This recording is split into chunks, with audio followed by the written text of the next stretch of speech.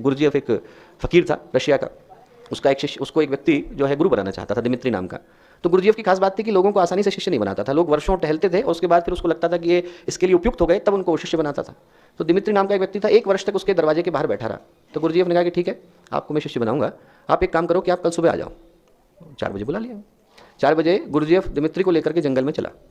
जंगल में एक सिंचाई की नहर आती थी। उसने दिमित्री से कहा कि साहब आप बीच में जाकर के खड़े हो जाओ। खड़ा हो गया।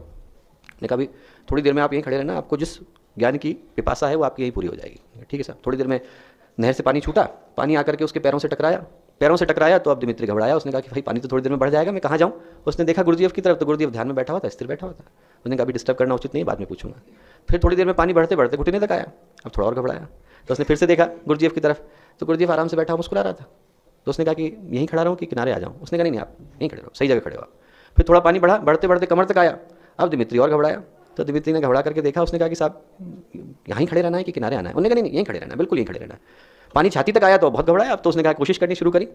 तो गुरुजी बोले कि नहीं कोशिश चिंता मत करो, वहाँ पे क्यों खड़े हो। मैंने कहा आपका शिष्य बनने के लिए। बोले शिष्य क्यों बनना चाहते थे। बोले भगवान को पाने के लिए। बोले फिर सही जगह पे खड़े हो, भगवान यहीं आपके पास आने वाले हैं, 2 मिनट इंतजार करो, भी आएंगे भगवान। पानी बढ़ते बढ़ते नाक तक पहुंचा तो वो भागा। उसने अब की बार नहीं देखा गुरुजीएफ की तरफ, भागना शुरू किया। भागा तो गुरुजीएफ कूद कर उसकी पीठ पे चढ़ गए, डुबाने लगे उसे। तो उसने एक कोनी मारी जोर की और तैर के किनारे पहुंच गया। जोर जोर की गाली देनी शुरू करी उसने कहा कि कहाँ मुझे फंसा दिया बेकार में, अभी तो गुरु बनाने जा रहे थे, अभी गाली देनी शुरू करी। तो गुरुजी बोले भाई तू गुस्सा करना छोड़, ये बता कि जब तू डूब रहा था तो तुझे क्या याद आ रहा था। फिर कैसा सवाल है साहब, क्या याद आएगी, हवा याद आ रही थी और क्या याद आ रहा था।